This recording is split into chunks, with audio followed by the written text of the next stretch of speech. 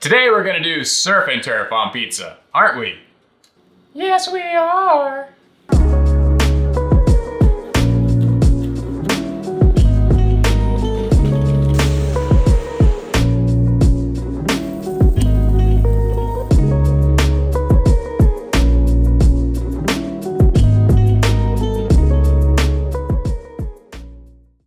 This pizza will be composed of 6 main ingredients: homemade béarnaise sauce, barbecue beef brisket, fresh Maine lobster, Asiago cheese, diced chives, and a garlic cream sauce.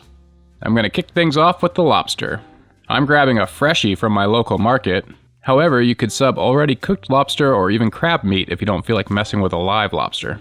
The most humane way to dispatch these things is to stick them in the freezer for 10 to 15 minutes. It'll get real sleepy and numb. Then take a knife and jab it right here at the base of the head and pull the knife forward. I'm not going to show you the actual carnage, but I assure you that it was quick and painless.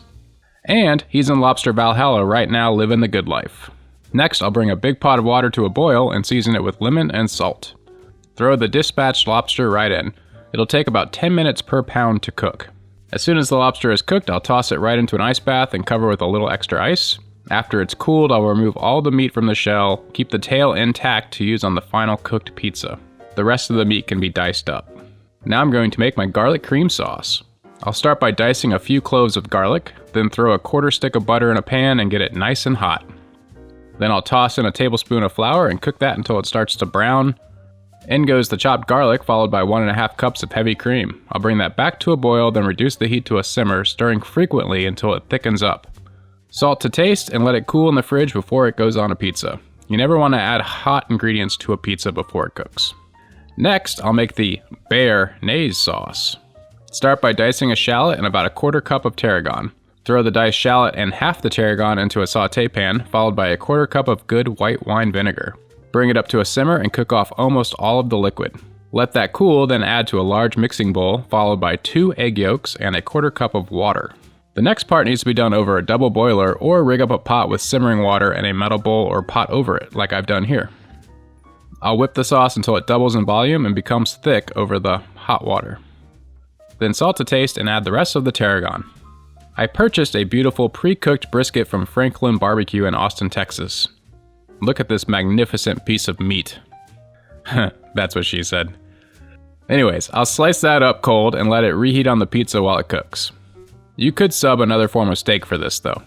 It doesn't have to be brisket. Finally, I'll dice up some chives and shred about 3/4 of a cup of Parmesan. I'm not using any other cheeses for this pizza because it has 2 rich sauce components. I think I'm ready to build this thing. I'm using my all-purpose dough recipe for this. There's a link in the description for that. I'll stretch a 12-inch pizza that will be cooking in the Rockbox pizza oven at 750 degrees Fahrenheit. First, I'll put down a layer of the garlic cream sauce base. Then I'll add my lobster meat, followed by a liberal portion of the brisket. Next is my Parmesan cheese. The other ingredients will go on after it's cooked. Into the Rockbox. This will cook in about 2 to 3 minutes. There's a link in the description for the Rockbox. This little pizza oven is a game changer for making pizzas at home. After it comes out, I'll add my béarnaise sauce and then some diced chives. There you have it, a surf and turf pizza built for a king. Let's see how it tastes. You want to know the worst part about this whole YouTube pizza thing is that I spend 15 to 20 minutes taking pictures of the pizzas after I cook them, before I can eat them, and they're usually not super hot when it's time to eat the pizza. I do it for you guys. Regardless, I am pretty stoked with how this one turned out. Beautiful crust. I mean, just absolutely gorgeous pizza. Smells amazing. Yup. God, that brisket's good.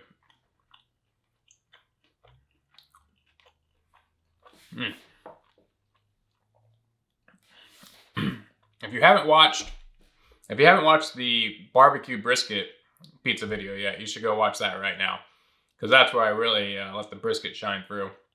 But the Franklin barbecue brisket is just, I mean, So flavors are all there. You got the briny from the lobster. The brisket is just melt in your mouth, butter meat deliciousness. The garlic salt, bleh. The garlic sauce has a super nice salt content to it. Didn't overwhelm it with the cheese. I think that was the right call. You don't get a lot of like cheesy, ooey gooey cheesy pizza thing going here. It's more, there's plenty of cream and butter, so you don't think you really need the cheese. All right. Damn. I'm pretty good at making pizza. Béarnaise sauce is on point. Tarragon, super nice.